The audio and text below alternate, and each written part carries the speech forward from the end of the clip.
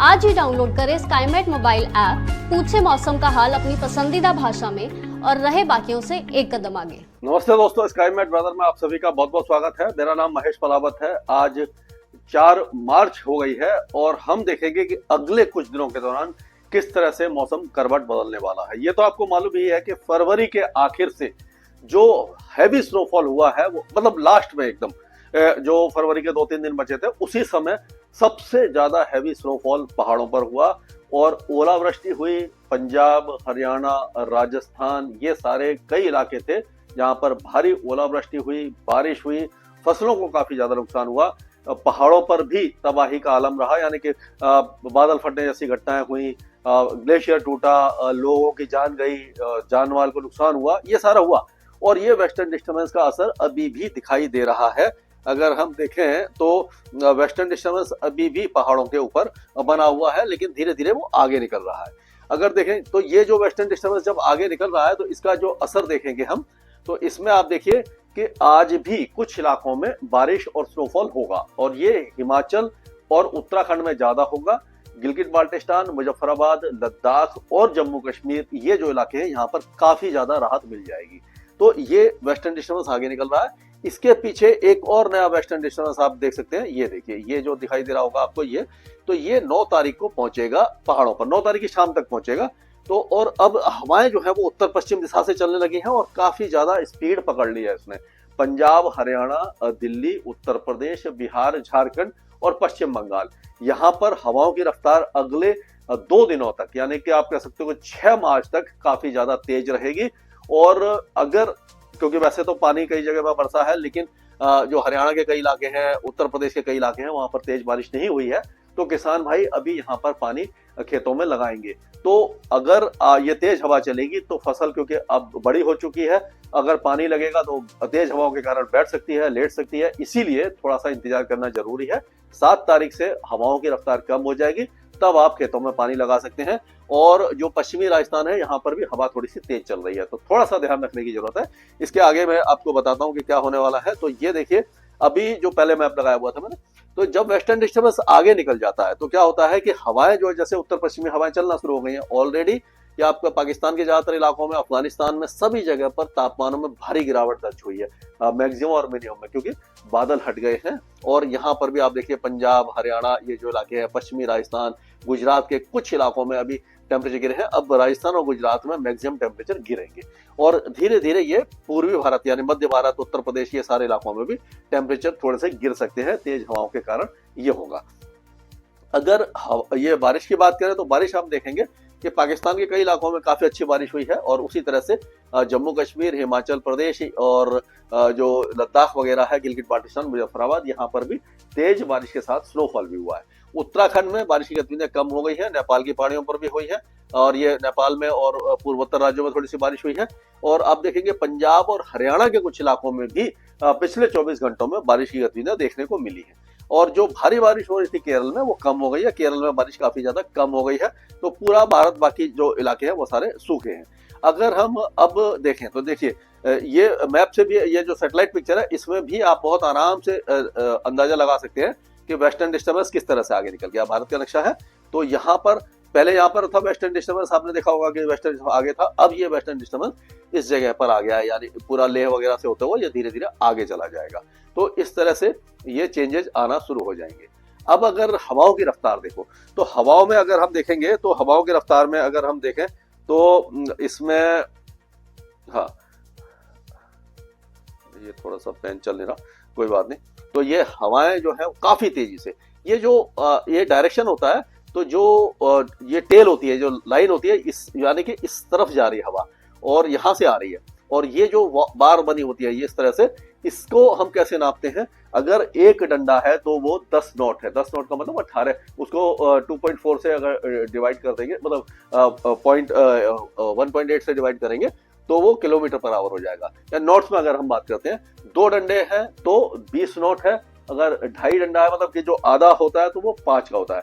तो ये आप देखिए, 30 से 40 नॉट, और ये मतलब इतनी काफी तेज, ये 5000 फीट की हवा है। लेकिन अगर लोअर लेवल पे देखेंगे तो वहां पर भी हवा जो है 20 से 25 और 30 किलोमीटर प्रति घंटा से चलेगी। आपका पाकिस्तान से लेकर के पंजाब, हरियाणा, राजस्थान के उत्तरी इलाके, दिल्ली, उत्तर प्रदेश, उत्तरी मध्य प्रदेश, बिहार, झारखंड, ये सारे इलाकों में इतनी तेज हवाएं चलेंगी, जिससे कि नुकसान की आशंका है। टेम्परेचर कम होंगे लेकिन फसलों को नुकसान हो सकता है अगर पानी वगैरह हमने लगा दिया तो।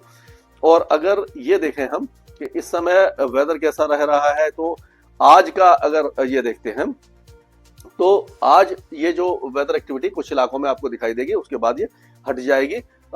माफ कीजिएगा, ये आगे का है, थोड़ा सा ये गलत हो गया।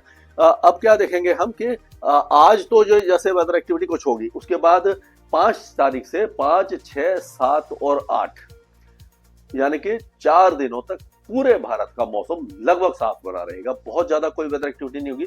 पूर्वी भारत में बहुत हल्की, यानी उत्तर पूर्वी भारत में, पूर्वी असम और अरुणाचल प्रदेश में हल्की फुल्की बारिश की गतिविधियां आपको दिखाई देगी।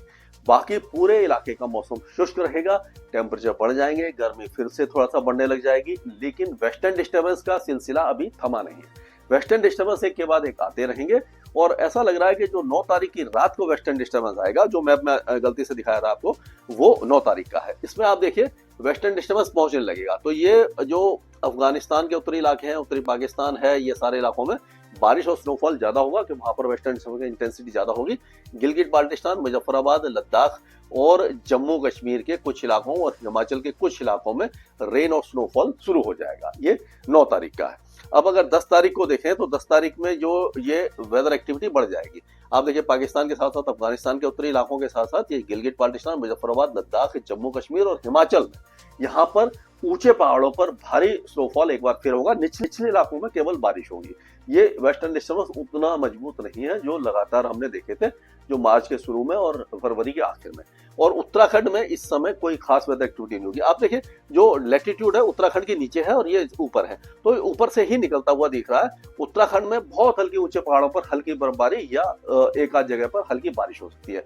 बाकी इसका इम्पैक्ट पंजाब, हरियाणा, दिल्ली या राजस्थान के ऊपर नहीं दिखाई दे रहा, क्योंकि ये सारा जो सिस्टम है ऊपर से ही जाएगा। अब क्या होगा कि जैसे जैसे हम आगे बढ़ेंगे तो वेस्टर्न डिस्टर्बेंस ऊपर की तरफ अपर लैटिट्यूड में शिफ्ट होने लग जाएंगे। वो क्यों होते हैं कि आपको मालूम है कि जैसे जैसे गर्मी आती है, मार्च और अप्रैल का महीना आता है, तो सूर्य जो है वो उत्तरी गोलार्ध की तरफ बढ़ना शुरू हो जाता है। जब मार्च में आप देखेंगे, उसके बाद फिर जैसे मार्च में इक्विनोक्स होता है, भूमध्य रेखा को पार करता है, फिर ऊपर जाता है। तो जैसे जैसे सूर्य ऊपर जाएगा वैसे वैसे वेस्टर्न डिस्टर्बेंस भी अपर लैटिट्यूड की तरफ शिफ्ट हो जाएगी और भारत को छोड़ देंगे। तो यही होता है। हम देखते हैं कि फिर जब सर्दियों में फिर सूर्य नीचे जाता है तो वेस्टर्न डिस्टर्बेंस नीचे आते हैं, तो अक्टूबर से आना शुरू हो जाते हैं और दिसंबर जनवरी में इंटेंसिटी बढ़ जाती है। तो यही कारण है। तो आगे कोई खास वेदर एक्टिविटी नहीं 10 तारीख को है, उसके बाद मौसम फिर से साफ हो जाएगा। और उस समय की अगर विंड डायरेक्शन वगैरह हम देखते हैं तो ये देखिए 10 तारीख को क्या होने वाला है। इसमें अगर देखो तो इसको मैं मतलब क्योंकि क्यों वेदर होता है, ये वेस्टर्न डिस्टर्बेंस का जो इम्पैक्ट है वो कैसे होगा, उसके बारे में अगर हम देखें तो ये देखिए, तो यहाँ पर ये वेस्टर्न डिस्टर्बेंस आ रहा होगा, ये साइक्लोनिक सर्कुलेशन बन रहा होगा। ये यहाँ पर तो देखो, यहाँ पर अगर देखते हैं कि यहाँ पर वेस्टर्न डिस्टर्बेंस आ गया और ये साइक्लोनिक सर्कुलेशन ये राजस्थान के ऊपर बन जाएगा। लेकिन क्योंकि इसमें ज्यादा यहाँ से मॉइस्चर नहीं हो रहा, ये मॉइस्चर जो है वो नहीं आ रहा। जो हवाएं देखिए आप, ये एंटी साइक्लोन है तो इस तरह से घूम रही है हवाएं।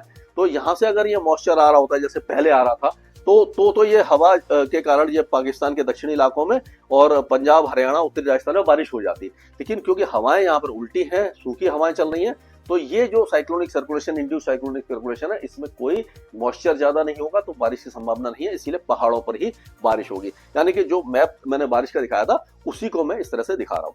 तो उस समय क्या होगा कि ये तो पहाड़ों की बात हो गई। अगर हम उत्तर प्रदेश, बिहार, झारखंड, पश्चिम बंगाल, इन सारे इलाकों की बात करें तो यहाँ पर मौसम साफ बना रहेगा 10 और 9 तारीख को भी। और राजस्थान के गुजरात, मध्य प्रदेश, महाराष्ट्र, छत्तीसगढ़, ये सारे इलाके भी पूरी तरह शुष्क रहेंगे। टेम्परेचर धीरे धीरे बढ़ने लग जाएगी, गर्मी की तरफ हम कदम रखने लग जाएंगे। दक्षिण भारत में भी कोई खास वेदर एक्टिविटी हमें दिखाई नहीं दे रही है। पूरा दक्षिण भारत भी सूखा ही बना रहेगा।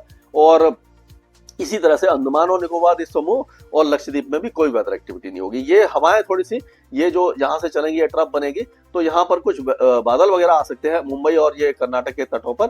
और ये आपका जो ये रायलसीमा है और कर्नाटक है, यहाँ पर दक्षिण से तेज हवाएं चल सकती है। बस यही अभी तक का अपडेट है। इसके आगे जो अपडेट होगा मैं लगातार आपके साथ शेयर करूंगा स्काईमेट वेदर में। अभी के लिए मौसम से जुड़ी सटीक जानकारी और खबरों के लिए हमारे YouTube चैनल को सब्सक्राइब करें और बेल आइकन दबाकर हर खबर पर रखें नजर।